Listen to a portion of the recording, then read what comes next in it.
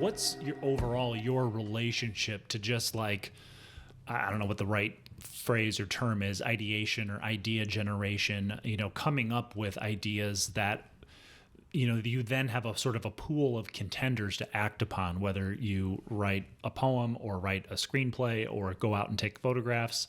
Like, do you have a good relationship with coming up with ideas, or do you have an antagonistic relationship with that process? I really enjoy I enjoy the process quite a bit. You have to be working with somebody who's like-minded, I think. Yeah. And so that gets into like choosing your collaborators carefully, because you and I can sit here and ideate. Yeah. And it feels effortless. There's people I work with on a daily basis where I can ideate and it's effortless. Anything's open. Yep. Let's try anything. Wow, that's it. That's the one. And, there's an understanding that like my idea is not more correct than your idea, and your idea is not more correct than, let's just keep throwing stuff out. And again, we'll know it when we see it. Yep. I don't think you can beat a legal pad and a pen and writing the same thing 100 different ways. Yeah. Anything that comes to mind, here's the thing that a lot of people in 2023 I don't really want to accept. I wrote this down. Usually the first idea is not the best idea, whatever that means. Usually the first idea is not the right one. Right. Usually you've got to take, the first idea, you're turning off of the main road, right? Well, you got to turn down, 6 work roads and you jump a creek, and eventually you'll get somewhere worth being. Right.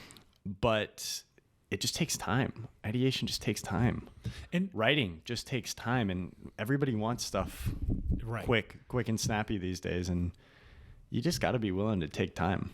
And I think although that is, probably more often than not, that first idea or that first version of the idea isn't the, sort of the thing. Like that's not the answer or whatever you want to call it.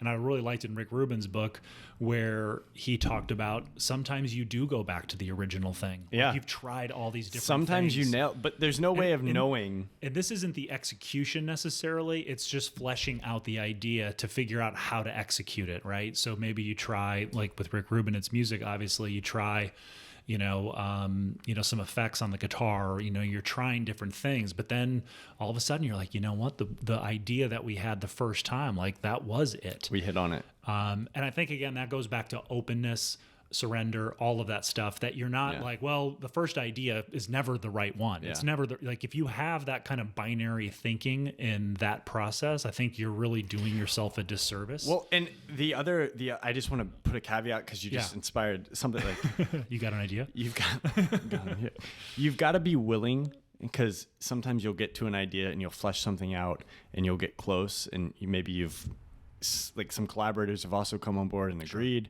Right. And then you figure out, this isn't going to work. We need to go back to the original. We had it right originally. It had been a golden afternoon, and I remember having the familiar conviction that life was beginning over again with the sunrise.